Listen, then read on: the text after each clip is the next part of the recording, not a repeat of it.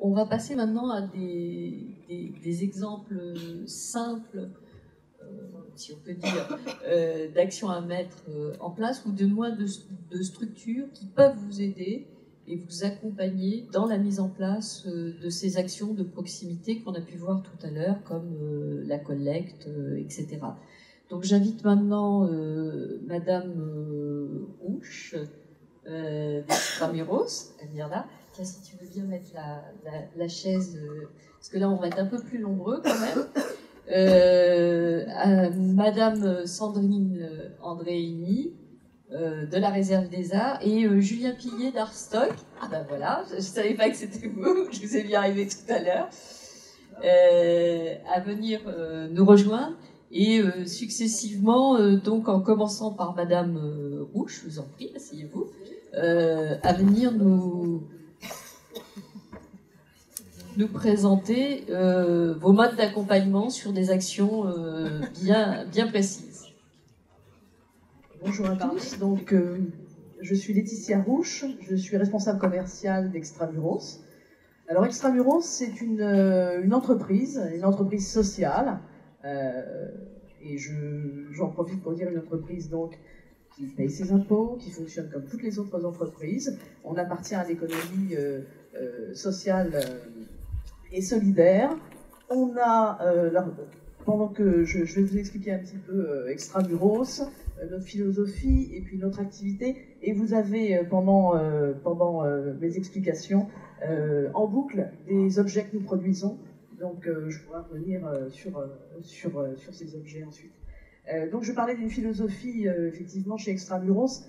C'est d'abord une rencontre entre deux artistes et une personne, et deux artistes, Isabelle Pujade et Rosanna Delprêtre, ainsi que Jean-François Conan, donc deux artistes et une personne qui est un acteur engagé depuis les années 80 dans un groupe de ressources humaines, et ils ont donc à eux trois fondé une entreprise en 2008 qui s'appelle Extramuros. Cette entreprise, elle est nourrie de trois vecteurs: l'indignation face au gâchis de nos modes de consommation qui ont accéléré le cycle de vie des matériaux, des objets. Et du coup, les artistes dont je vous parlais ont beaucoup réfléchi et sont très animés par le travail sur ces matériaux qui sont voués au rebut pour la plupart.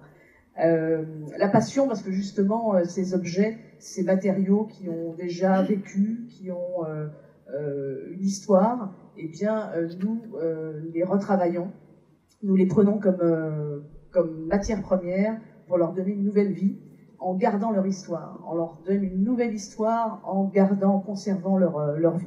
Donc vous voyez d'ailleurs sur les photos derrière, tous nos objets sont donc issus de ces matériaux. Là, vous voyez la toile postale. La toile postale, il faut savoir qu'on récupère, on a un partenariat avec la Poste, et nous avons récupéré 50 tonnes de toile postale. Et cette toile postale, on l'utilise pour faire des objets, de la maroquinerie, des sacs, dans notre atelier couture. Je vous parlais de passion, je vous parlais aussi de nos convictions. Notre conviction aujourd'hui, c'est que nous croyons dans notre projet d'entreprise sur un modèle économique rentable et très important, qui est au service de l'intérêt général et des parcours professionnels durables. Alors je dis parcours professionnel durable, pourquoi? Parce que nous sommes une entreprise d'insertion. On a allié avec cette entreprise d'insertion, ce que je vous disais, la création, la créativité. Donc on est une entreprise d'insertion créative. Alors concrètement, donc vous voyez des objets. Nous sommes donc une petite entreprise installée en Île-de-France. Donc ce que nous produisons est produit exclusivement en France, et même Made in Île-de-France. On va aller plus loin. Nous avons des ateliers, on travaille le bois, le métal, et on travaille également tous les produits en couture, sur un atelier couture, les produits, ce qu'on appelle les matières souples. à savoir la bâche, la toile postale dont on parlait, les voiles, le cuir. Voile, on récupère en voile, on récupère, on l'a récupéré il y a un an, les voiles de la flotte gitana du baron de Rothschild. Donc c'est des voiles en Kevlar avec lesquels on va faire des objets. Alors, et là, je suis venue un peu au pied levé ce matin. J'aurais aimé vous amener des objets. Ça vous aurait donné, en plus des photos, la possibilité de voir précisément ce qu'on fait. Alors, les bâches nous permettent de travailler. Vous connaissez certainement déjà, mais un certain nombre d'objets qui permettent aux entreprises un peu de réutiliser, de redonner une vie à leurs objets, à leur communication publicitaire. Donc ça, on peut faire aussi des habillages, des trophées également, les trophées responsables. On a beaucoup d'entreprises qui nous demandent, dans le cadre de leurs actions, de pouvoir aller jusqu'au bout dans la cohérence de la récompense d'une action environnementale. Eh bien, c'est de donner aussi, de récompenser par un objet qui est représentatif. Alors nous, on travaille aussi beaucoup avec les matières de nos clients, hein, puisqu'on a dans nos entreprises clientes, des entreprises qui ont des déchets, donc on travaille sur leurs déchets, évidemment, de production, avec la récupération de bois de chantier, on fait des meubles, on fait donc des trophées en bois. Là, on parlait tout à l'heure, vous parliez de l'éco-carbone. Vous avez vu un petit trophée avec des pignons vélos, donc on récupère des vélos. Et là, c'était pour récompenser, pour une entreprise, pour qu'elle récompense.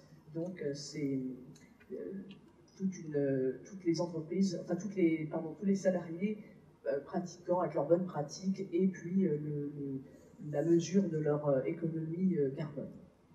Voilà. Voilà, ça c'est une table qui a été faite avec des déchets qu'on a été récupérés vraiment à la décharge. Donc de palettes, de bois. On a chez Extramuros une petite phrase qui est de dire pourquoi aller chercher à l'autre bout du monde du bois alors qu'on en a partout sur notre trottoir dans la ville. Donc on utilise ce bois de chantier, bois de palette, tous les bois. Et on a d'ailleurs notre nom, on a un petit surnom Extramuros, c'est l'objet infini. L'objet infini, on est là dans cette démarche d'upcycling. Mais au-delà de cette démarche d'upcycling, l'objet que nous travaillons chez Extramuros, on ne perd pas l'idée que un jour aussi, lui va aller au rebut, mais toute notre intervention dans nos ateliers se fait évidemment avec un souci et un respect de l'environnement. Donc toutes nos techniques, notre approche sur des techniques, on va utiliser des matériaux évidemment et des outils qui sont respectueux de l'environnement. Voilà. Donc l'idée, zéro pollution une fois que ça sort de chez nous. Donc on dépollue aussi les matériaux qu'on utilise. Voilà. Donc pour finir, pour vous souvenir, donc nous c'est Extramuros, c'est de l'insertion et de l'environnement et de la création. Voilà. Merci. Et si vous avez des questions, je veux bien répondre.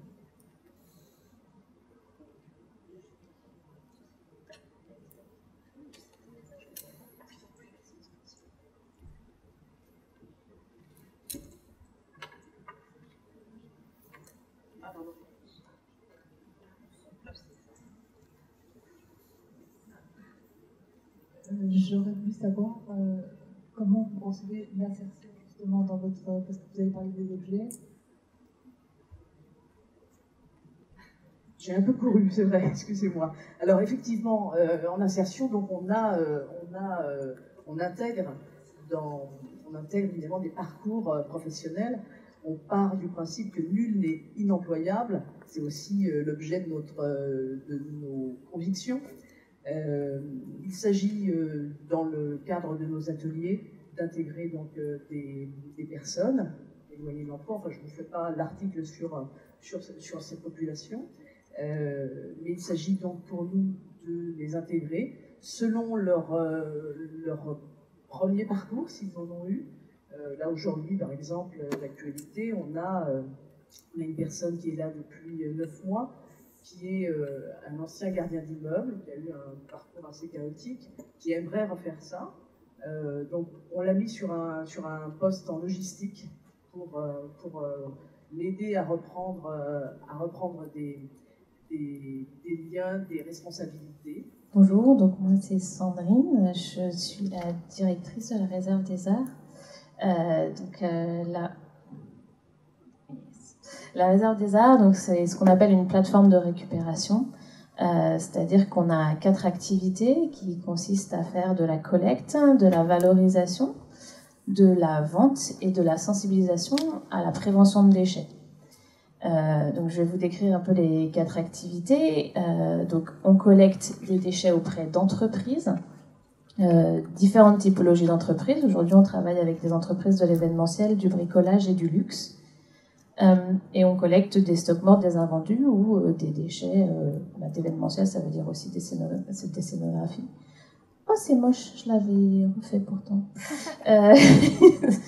Les luminaires, donc on a 10 catégories de matériaux, j'en ai mis que certaines pour vous. Donc on a du luminaire, de la construction, de l'outillage, de la quincaillerie, du textile, des insolites, c'est très important les insolites quand on fait du déchet. Et ces 10 familles de matériaux sont exclusivement dédiées aux professionnels du secteur culturel. Donc ça veut dire, les arts, c'est les arts au pluriel, ça veut dire aussi bien des étudiants en mode, en architecture, ça veut dire des plasticiens, mais ça veut dire des scénographes, des régisseurs, des sculpteurs. On a aujourd'hui à peu près 1500 adhérents et de 35 métiers différents, donc des photographes aussi, des costumiers. Voilà, ça c'est donc nos professionnels. Donc je continue sur les typologies de matériaux, donc du textile, une section de décoration avec du papier peint, de la peinture par exemple. Voilà. On est une association, on a donc des missions. La première de ces missions, c'est de soutenir le secteur culturel par différents moyens. Notamment en ayant de la matière première à tarif accessible. Donc je dis bien matière première dite secondaire, c'est-à-dire qui est passée par une étape de déchets avant. Et ça veut dire des panneaux de bois, ça veut dire de la peinture, quand c'est du textile, c'est des rouleaux de tissu, voilà, entiers. Donc encore, on a une petite phrase chez nous, c'est l'écologie est une révolution culturelle, qui n'est pas de nous non plus. Mais qui veut bien dire ce qu'elle veut dire, c'est-à-dire qu'à la réserve des arts, on fait le pari qu'avec les matériaux qu'on a et nos adhérents, c'est eux qui ont les compétences et les savoir-faire pour les transformer dans le cadre de leur métier. Donc la première mission, soutenir le secteur culturel, on a notamment des emplois qu'on essaie de créer exclusivement auprès des professionnels du secteur culturel et de la matière première à tarif accessible. On fait aussi de la prévention et de la valorisation des déchets, c'est-à-dire que quand on se rend dans une entreprise pour collecter des déchets, on fait toute une action de sensibilisation qui va avec pour expliquer le tri, l'objectif, ce que ça va devenir chez nous. Et on fait la promotion du réemploi. Donc la promotion du réemploi, ça veut dire à l'encontre de ce que peut être, entre guillemets, le recyclage, c'est-à-dire on dit la matière a encore une valeur, elle peut être réemployée dans son état actuel sans avoir besoin d'en faire un processus industriel pour la transformer. Ça s'appelle pour nous le réemploi et du coup on en fait la promotion auprès d'un certain nombre d'acteurs. Voilà, donc je vous disais, on a plus de 1500 adhérents aujourd'hui, on a 35 heures de métier représentés. Et un truc très particulier à la réserve des arts, c'est qu'on n'a pas de jugement esthétique sur ce qui est fait. On fait en sorte que notre communauté soit valorisée au quotidien sur leurs compétences et le fait d'avoir travaillé à partir de matières premières secondaires. Ce qui fait que dans notre boutique, quand on nous demande « et c'est beau ce que j'ai fait », moi je réponds jamais, je dis toujours oh, « c'est en tout cas ce qui est sûr, c'est que tu as travaillé à partir de matières premières secondaires, tu as fait un geste pour l'environnement, c'est déjà magnifique ». Ce qu'on essaye de faire aussi dans les échanges techniques chez nous, c'est de faire en sorte de montrer que travailler à partir de nos matériaux, c'est pas plus difficile que de travailler à partir de matériaux qui pourraient venir de Castorama. Donc effectivement, chez nous, on cherche à avoir de la matière de très bonne qualité qui a été très peu utilisée. Ça peut même être parfois des déchets de montage, c'est-à-dire des palettes de bois agglomérées encore sous blister, pour vraiment faire la preuve que travailler à partir de matières premières secondaires, c'est possible. C'est aussi expliquer que Un déchet, la définition d'un déchet, c'est que ça n'a pas de valeur pour son propriétaire. Ça ne veut pas dire que pour vous ou pour nos adhérents, ça n'est quand même pas une ressource. Donc on dit aussi souvent les déchets des uns sont des ressources pour d'autres, et en particulier pour nos adhérents qui sont des professionnels du secteur culturel et qui ont l'habitude de travailler des matériaux et de s'inspirer de ces matériaux pour créer. On a beaucoup d'insolites, vous n'auriez jamais pensé que ça pourrait être des matériaux avec lesquels vous auriez pu créer votre scéno. Et pourtant, il est disponible chez nous. En fil rouge, on essaye d'avoir toujours plus d'opportunités d'emploi et plus de sensibilisation. Et là, on crée un projet où on va orienter spécifiquement sur des matériaux pour les décors. Aujourd'hui, on a un stock qui n'est pas accessible au public, dans lequel on a pourtant des matériaux qui peuvent servir à des scénographies. Et donc, on va développer une nouvelle antenne qui devrait se trouver à Pantin, et je touche du bois. Cette fois-ci, normalement, c'est bon. Donc voilà, ça veut dire 1000 m² avec des matériaux de construction, mais aussi une petite partie atelier, toujours collaboratif, dans lequel l'ensemble des adhérents de la Réserve des Arts, ça veut dire aussi bien des métiers d'art, des métiers de Pantin, que des professionnels du décor, pourront venir échanger sur des pratiques potentiellement d'éco-montage. Alors je dis bien éco-montage, hein, pas éco-conception sur toute la ligne, mais commençons déjà par un montage intelligent. Et donc avec des ateliers partagés ou même des espaces d'ateliers où on peut créer son décor si on est une petite structure et qu'on n'a pas forcément l'opportunité de louer un grand espace de création. Donc voilà, ça c'est à arriver dans l'année. Hein, voilà. Et donc l'écologie est une révolution culturelle, c'est pour nous vraiment être au service des professionnels du secteur culturel avec de la matière de qualité qui permet de ne pas entacher ce que vous allez créer derrière en termes de décor. Voilà.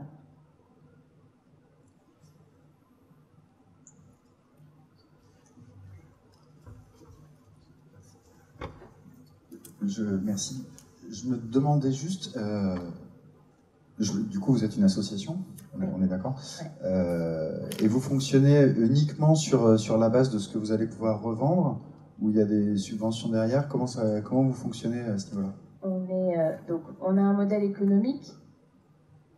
Oui, on a un modèle économique dans lequel on fait des prestations de services auprès des entreprises auprès de qui on collecte. Donc, la collecte est une prestation de service. Les actions de sensibilisation sont des prestations de service.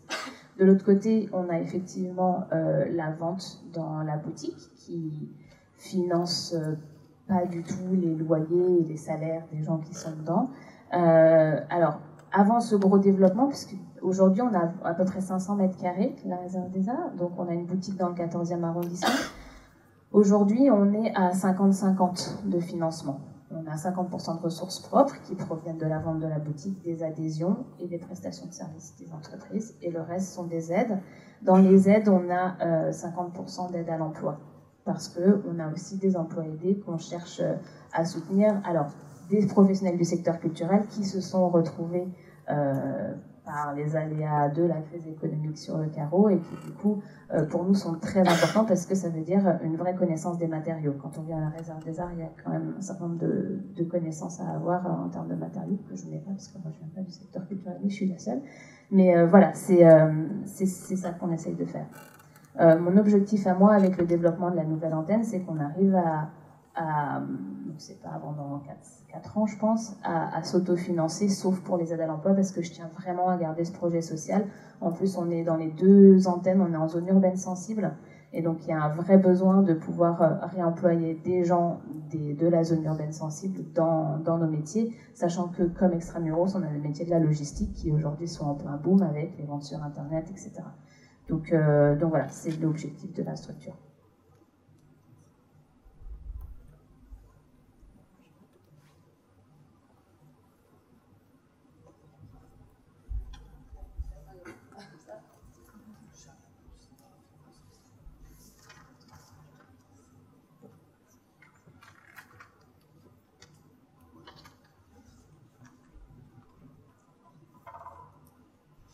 Oui, bonjour, Julien Pilet, je suis donc le chargé de développement de l'association Artstock, recyclage et valorisation de décors. Moi, je suis très content qu'Extramuros et la Réserve des Arts aient parlé avant. On s'inscrit véritablement dans la lignée de ce qui a été dit. C'est vraiment incroyable, tous ces points de convergence, et je pense qu'il va falloir qu'on réfléchisse à comment devenir encore plus fort, peut-être en unissant nos voix et nos métiers qui correspondent. Voilà, nous, Artstock a été créé par des professionnels du spectacle, des constructeurs, des régisseurs, des chefs cintriers en opéra, des machinistes dans le cinéma, des comédiens. Et ces gens-là se sont posé la question en voyant la gabegie de décors qui partent à la poubelle, décors qui pour la plupart ont été construits, conçus et payés par les deniers publics via les subventions allouées pour la création et pour la culture en France. Et à un moment donné, en fin de vie, ces décors partent et vont enrichir les majors du déchet et échappent finalement totalement à la filière culture. Donc on s'est dit, tiens, ça serait intéressant peut-être de récupérer ces décors pour que ça profite encore en les réemployant pour le reste de la filière qui ne les a pas touchés, qui n'a pas pu se servir de cette richesse qui part au feu, qui part à la destruction définitive. Donc on a monté Artstock dans ce but-là, et depuis 5 ans, on a maintenant 3 gros hangars, un en banlieue parisienne à Triport dans le 77, un autre en région centre, du côté de Vierzon, 5000 m², et un autre à Manosque. L'idée est d'implanter des plateformes Artstock sur chaque métropole régionale, parce que l'architecture des gros centres pourvoyeurs de déchets, des gros gisements de déchets du spectacle vivant ou de l'audiovisuel, sont dans les métropoles. C'est là qu'il y a les studios, c'est là qu'il y a les opéras, c'est là qu'il y a les gros théâtres, donc c'est là qu'il y a les gros déchets et les gros gisements. C'est pas la peine de faire des centaines de kilomètres pour aller les chercher. Donc il faut trouver des endroits stratégiques.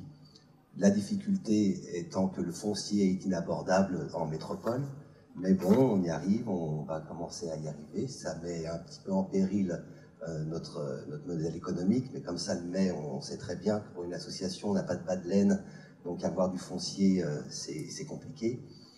Donc je pense que, comme vous disiez tout à l'heure, le développement durable n'a pas forcément un impact financier sur les entreprises. À partir du moment où on a du foncier, ça n'a pas d'impact financier. Nous, on sait très bien que si on avait du foncier gratuitement, ça ne créerait que de la richesse.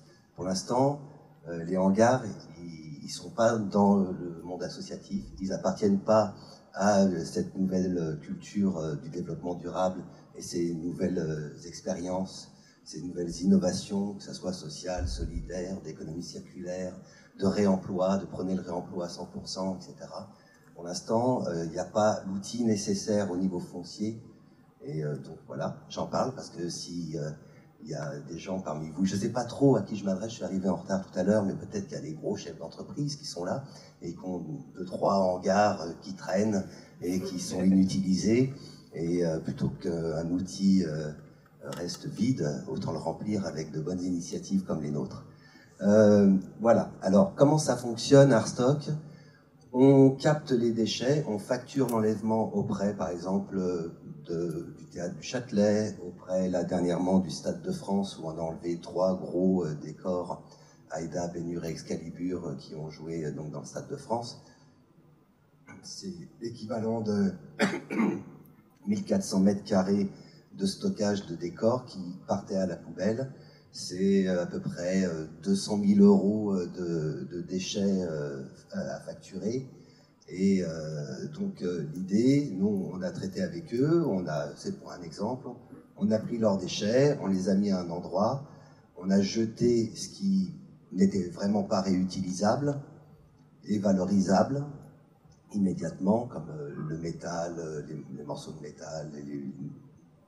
Donc il y a eu pas mal de métal récupéré, un petit peu de dib, ça s'est équilibré au niveau financier sur la gestion des déchets vraiment ultime.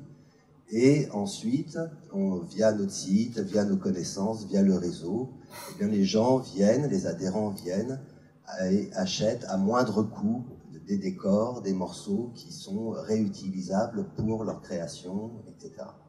Donc l'idée, c'est de faire adhérer et les pourvoyeurs des déchets et d'un autre côté aussi ceux qui vont les réutiliser. Ça s'articule autour d'un atelier de déconstruction qui peut devenir un atelier de construction aussi, pour les professionnels de la filière, mais aussi pour tous les adhérents. On a une vocation pour la filière du spectacle vivant et de l'audiovisuel, mais aussi pour toute autre personne qui souhaite adhérer à la charte Artstock et à notre façon de voir et de promouvoir le réemploi. Voilà. Que dire d'autre rapidement? Voilà, ça je vous l'ai dit. Ça, je vous l'ai dit. Donc, l'intérêt, c'est récupérer, valoriser, prenez le réemploi autour de matériothèques régionales dans un circuit court, dans une économie circulaire. Voilà, je vais pas tout.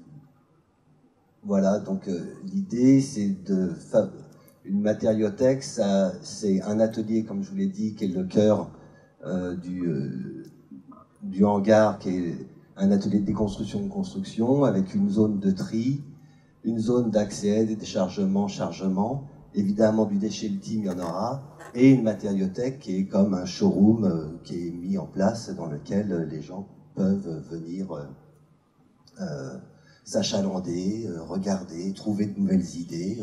Ah tiens, un sphinx d'Aïda, oh, qu'est-ce que je vais pouvoir faire? Ah, peut-être pour le mariage de ma fille, ça peut être intéressant. Pourquoi pas? Ça peut se louer, ça peut s'acheter, ça peut se tronçonner, ça peut donner des idées, voilà, pour tous les créateurs et bricoleurs. Et ça peut aussi donner une autre solution que d'aller effectivement chez Castorama, Leroy Merlin, pour ne pas les citer, et surtout d'avoir du matériel à moindre coût. Et à ce niveau-là, on peut acheter du matériel à moindre coût, tout en faisant finalement un geste de développement durable. Voilà.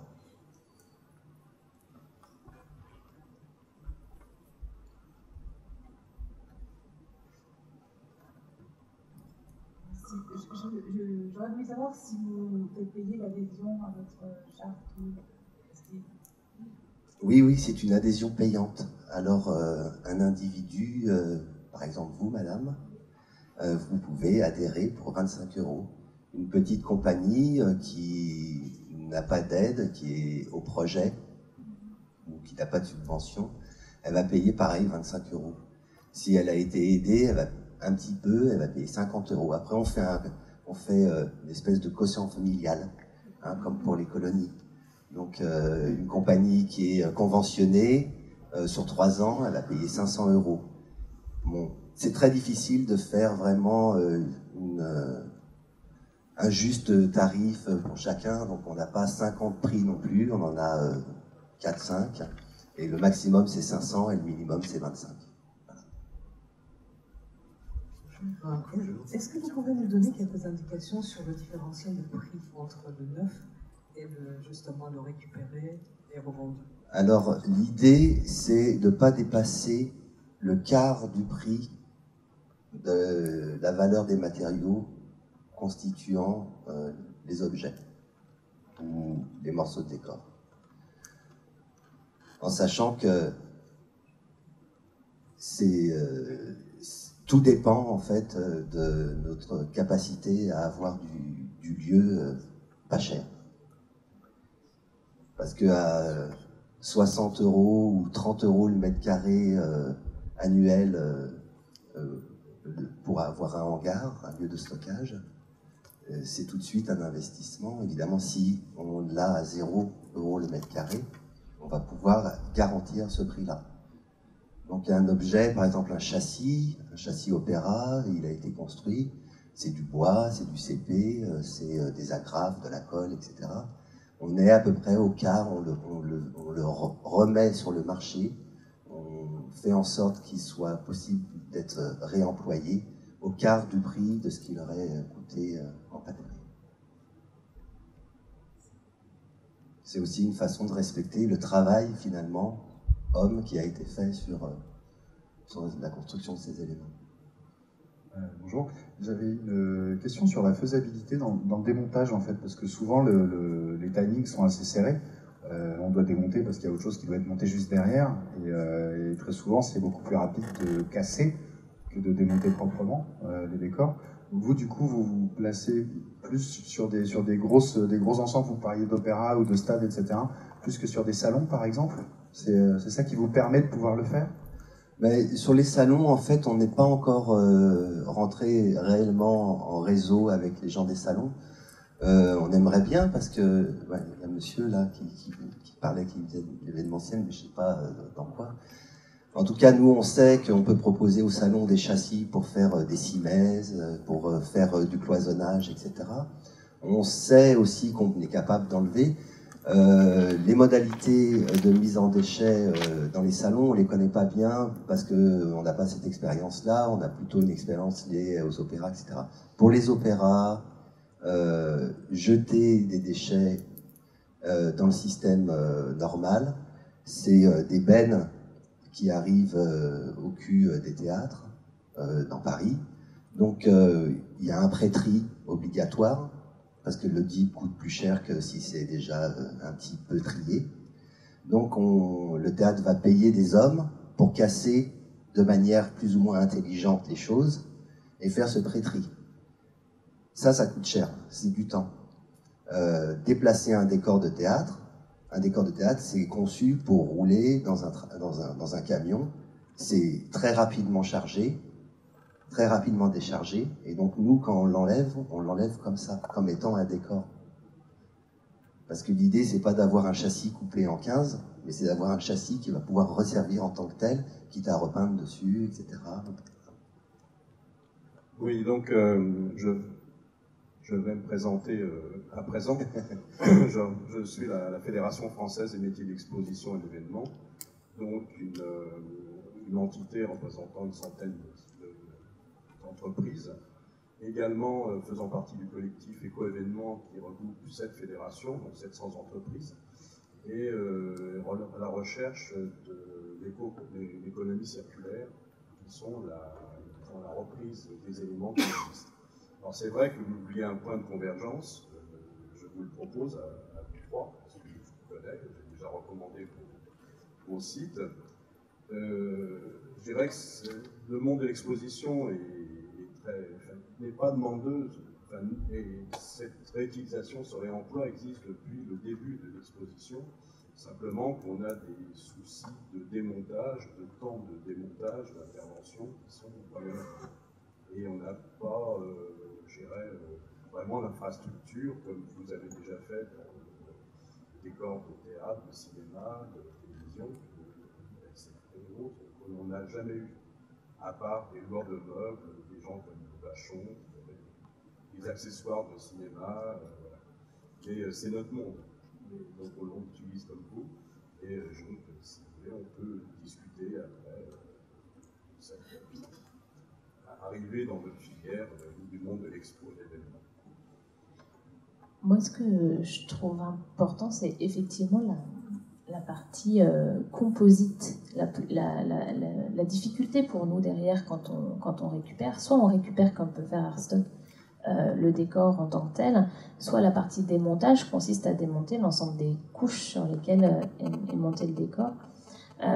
Nous, pour avoir déjà fait quelques démontages d'événementiel, finalement, moi j'étais surprise, parce qu'on fait un audit en fait quand on se rend dans ce genre de choses, et j'étais surprise sur le fait que finalement ça prend pas beaucoup plus de temps de balancer dans la benne que de se dire je la mets droite dans un camion.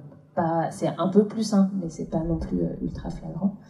Et nous, quand on a réfléchi à nos ateliers, on s'est vraiment dit qu'il fallait qu'on trouve dans les collectifs avec lesquels on travaille, des gens qui travaillent, ce que je vous disais tout à l'heure, sur l'éco-montage. Encore une fois, comme on est en développement sur ce truc-là, il existe des charnières particulières qui se démontent derrière et qui du coup font que les matériaux sont séparables. pour moi, c'est vraiment quelque chose qui est à mettre en place aussi, voilà, au moment du montage. Donc ça se pense très en amont, au moment de la conception du projet. Aujourd'hui, on parle beaucoup de la fin, mais je pense que la fin sera améliorée aussi quand le début sera mieux fait. Et je pense que c'est important de se focaliser là sur les décors, sur l'éco-montage. Moi, je fais de l'éco-conception, c'est un peu compliqué, mais... Juste, c'est un excellent débat, mais je pense qu'il faudrait progresser.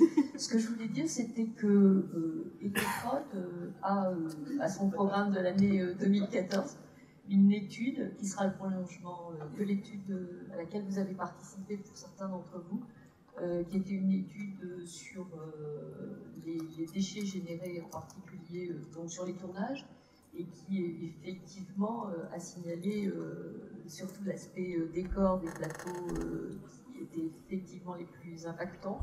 Et cette étude va être prolongée aujourd'hui, financée par la région Île-de-France, et d'autres partenaires on l'espère, et qui va vraiment être consacrée sur la gestion des déchets de tournage des plateaux, donc en particulier des décors, des matériaux éco-conçus, etc.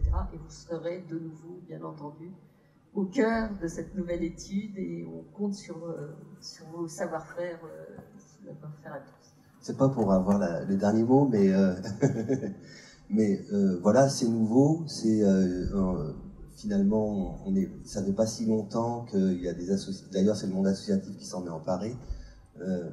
Très bizarrement, l'innovation arrive par le monde associatif, et ce qui est bien, ce qui est une réalité française aussi, mais qui est une réalité.